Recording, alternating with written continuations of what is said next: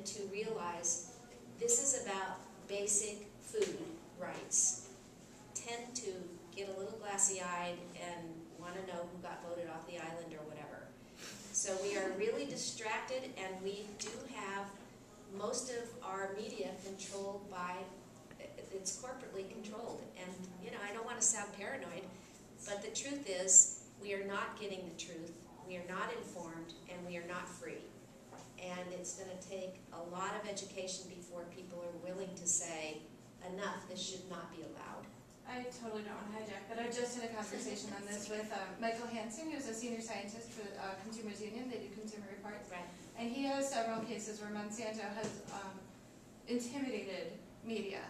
And in fact, I mean, there's one very famous case because two journalists would not be intimidated when they were reporting about RBGH, the bovine growth hormone, and they actually got fired by Fox News, and then they lost their court case that their employer could force them to lie in their reporting, and their jobs were not safe. Right. But he gave me an example of somewhere where the reporter got a phone call from Monsanto saying, hello, we know how old your kids are, and we know where you live.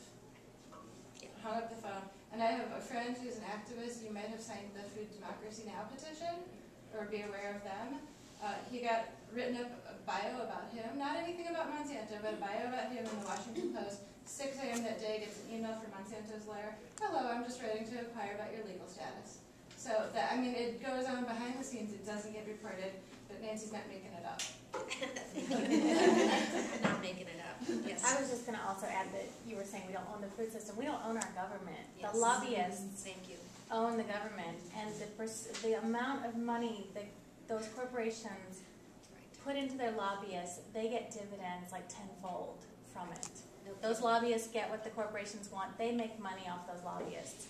And nobody can compete with the amount of money that goes into the government Well, lobby. here's the thing that can compete with the money, the people. It's the only thing that can, it's the only thing that has. And we need to be clear and precise about our thinking. It's not the government, it's not the lobbyists, it's the corporations. And we need to be really clear about that. Yes, ma'am. Okay, Well, yes.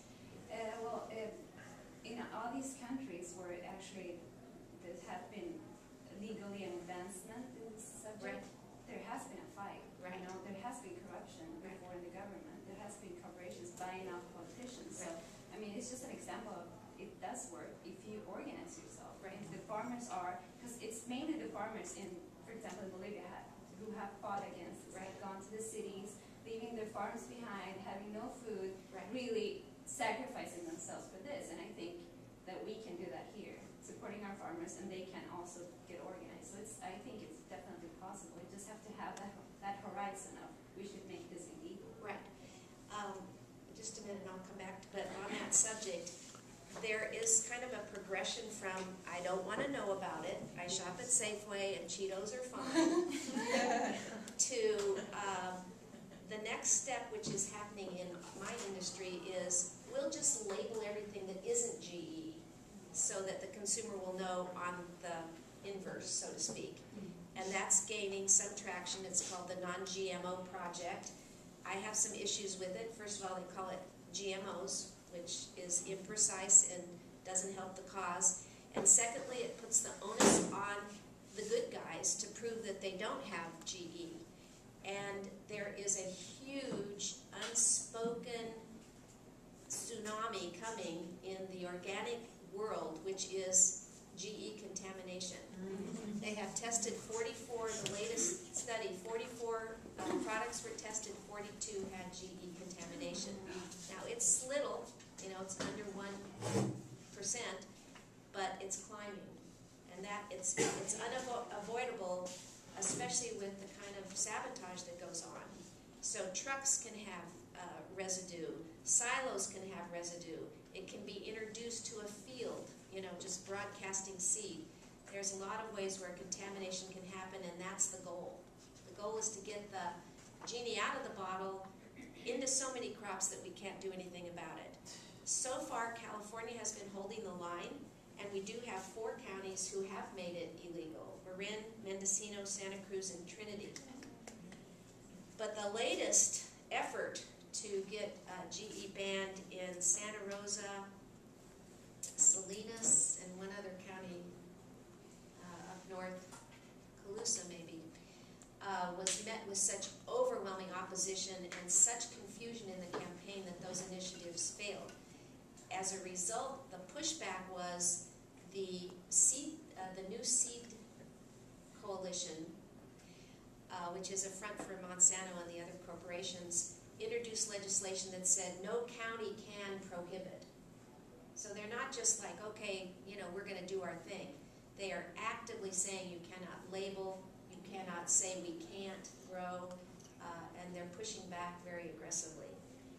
Yes, ma'am. I mean, you know, we're talking about the farmers organizing, but as far as the standpoint of the consumer, you know, what do you have to say, or what's going on that is helping to get people informed to a point where they are kind of up in arms? You know, I mean, what's up with this apple? I'm giving it to my child.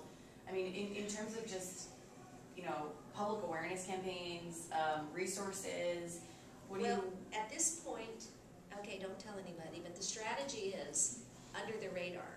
So as far as labeling goes, I was going to say the progression is, I don't even care what I eat or my kids eat, to let's label the ones that aren't genetically modified. Now we're at the step of, no, let's make them label the food that is. So we're making progress toward banning, but it's incremental. And the strategy about let's make them label is being considered under the radar. We really don't want public outcry at this moment, because as soon as you do start getting organized, you are going to find an onslaught of opposition that's so overwhelming, I don't think we're ready to stand up to it. So that's why Congressman Bates is so vital to our efforts. This guy got the Ozone Protection Act in, which maybe you don't remember this, but we had a big hole in the ozone, and the automakers were absolutely, adamantly opposed to any regulation of Freon or the chemicals that go into batteries or air conditioning. And it was Detroit against Jim Bates. And he just was told by the chairman of the committee, as you may know, Congress works on seniority. Those chair have inordinate power. Chairman Dingell said, no, it's not going anywhere, you know, go take a nap, it's not going to happen. And Jim went, that's interesting. I wonder where I could find a bill that could have enough relevance that I could just kind of slide it in. And so he did.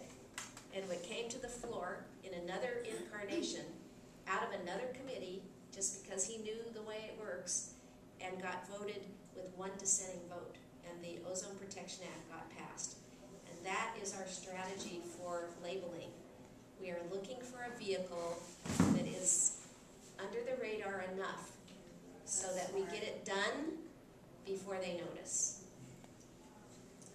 I just want to back up a little bit to something you said earlier. You talked about fish genes and tomatoes.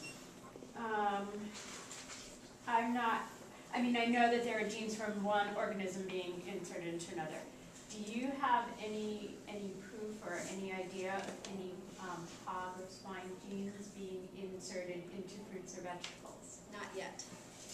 But what I do have evidence of is a lot of reproductive abnormality in cattle and hogs. My point is, if that happens and it can be exposed, you have an enormous Orthodox Jewish community in this country, heavily populated in New York. And that would be a bad thing. Yes. Yeah. Now, I once wrote to I emailed the American Rabbinical Association in Washington, D.C. to ask them that question, and I never got an answer. Right. Not happening right now. Okay. What their main research is really on markers. So they want to get markers in so they can claim the product. So they're using antibiotics. So a large part of their efforts are under the guise of medical advancement. So there was a campaign a little while ago, a few years ago, they were going to put extra vitamin A into rice. And that was going to help, people that were malnourished. What they didn't tell you is that you had to eat 3 pounds of rice a day in order for it to work. 20 pounds. Okay, 20 pounds of rice. Yeah, just